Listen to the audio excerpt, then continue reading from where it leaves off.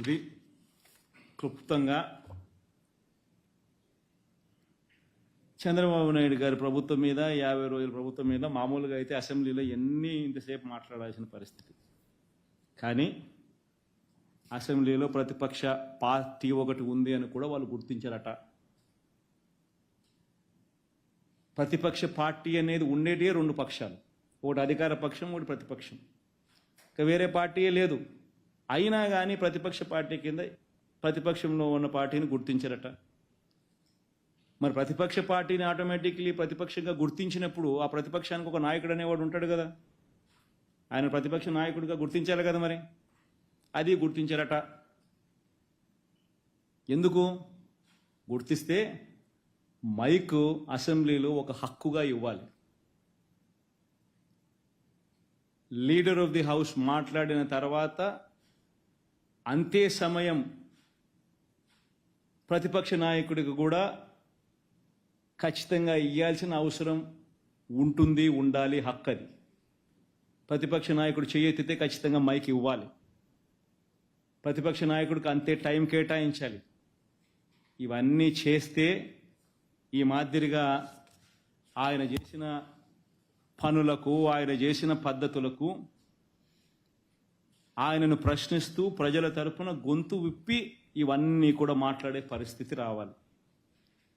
ఇవన్నీ ఎవరు మాట్లాడకూడదు, ఇవన్నీ ఎవరు అడగకూడదు, ఎవరు రోడ్డు మీదకి రాకూడదు, ఎవరు అసెంబ్లీలో క్వశ్చన్ చేయకూడదు, మేము ఏం చేసినా కానీ ఎవరు మాట్లాడకూడదు అని దుర్మార్గమైన ఆలోచనతో చంద్రబాబు నాయుడు ఇవన్నీ చేస్తూ ఉన్నాడు. కాబట్టి ఇక అసెంబ్లీలో గొంతు విప్పినా విప్పలేకపోయినా అసెంబ్లీలో జరిగేటప్పుడు మాత్రం ఇదే మాదిరిగా ప్రజల తరపున మీడియాను ఉపయోగించుకుంటూ, మీడియాలో కూడా బహుశా ఈనాడు, ఆంధ్రజ్యోతి, TV5 లాంటి దుర్మార్గులు, చంద్రబాబు నాయుడు లాంటి కొవ్వొట్సు, చంద్రబాబు నాయుడు గారిని మోసే వ్యక్తులు అనుకూలంగా ఎలాగూ రాయరు, ఉండరు. కాబట్టి న్యూట్రల్గా ఉండే మిగతా పత్రికా యాజమాన్యాలు, మిగతా పత్రికలు, నిజాన్ని నిజంగా చెప్పగలిగిన పత్రికా యాజమాన్యాలను,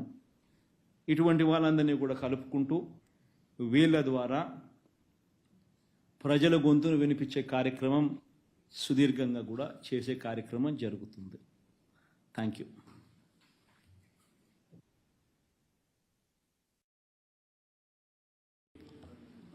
Sir, one question. Chandrababu Naidu has compared you to Pablo Escobar.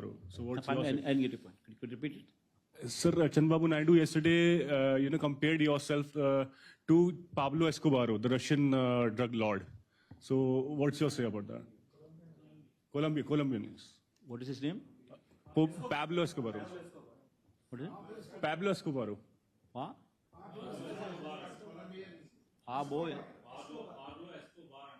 Pablo Escobar. Pablo, sir. Pablo. So he's more of a Colombian drug lord, sir. Is he Chandrababu's friend? That he knows his name so well. He must be, otherwise I don't know his name itself. And on the other hand, Chandrababu Naidu is repeatedly speaking of a particular person. And also must be. Sir. In fact, since you are in Andhra Pradesh, you know who is the mafia and who is doing what. Day 1 నుంచే పెన్షన్లు పెంచాం. సామాజిక న్యాయంలో భాగంగా nomination మీద ఇచ్చే కాంట్రాక్టులు కానీ, nomination మీద ఇచ్చే పదవులు కానీ, SC, ST, BC మైనారిటీలకు 50% ఏకంగా చట్టం చేసి ఇచ్చాం. అక్టోబర్ 2వ తారీఖు కల్లా గ్రామ వార్డు సచివాలయ వ్యవస్థలను నెలకొల్పాం.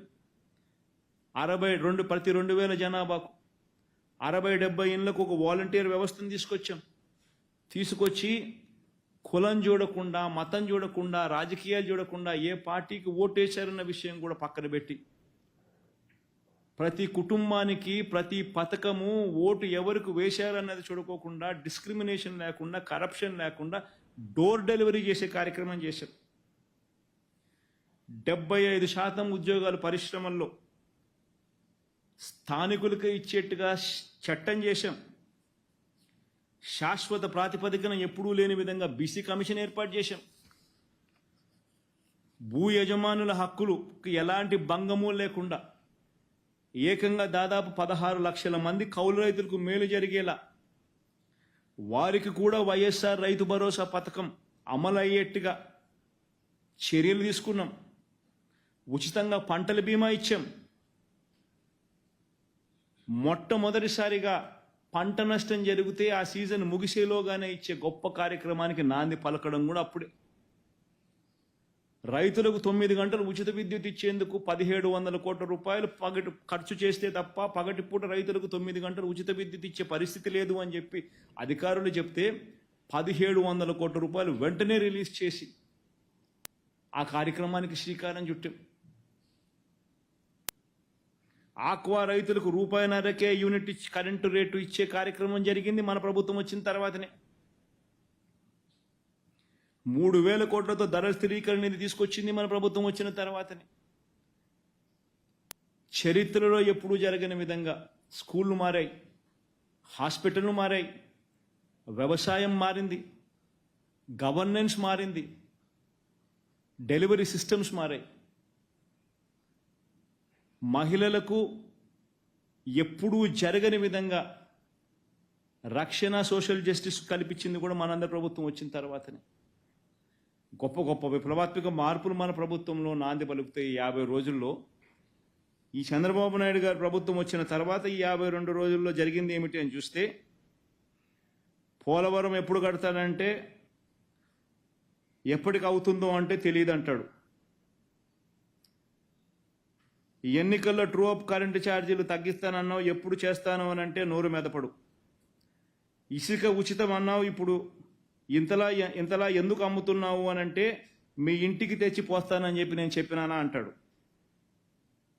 మెగా డిఎస్సి అన్నాడు, చంద్రబాబు రాకమునిపే 6100 పోస్టులకు సంబంధించి నోటిఫికేషన్ మన ప్రభుత్వం ఇచ్చాం.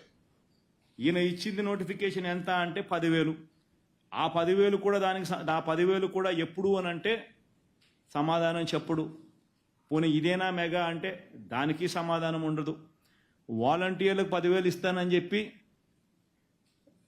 చెప్పిన వ్యక్తి వాలంటీర్ వ్యవస్థనే రద్దు చేసినాడు. ఇంటింటికి రేషన్ గతంలో మనం పంపిస్తూ ఉంటే ఈయన ప్రభుత్వం వచ్చిన వెంటనే ఇంటింటికి రేషన్ ఆగిపోయింది.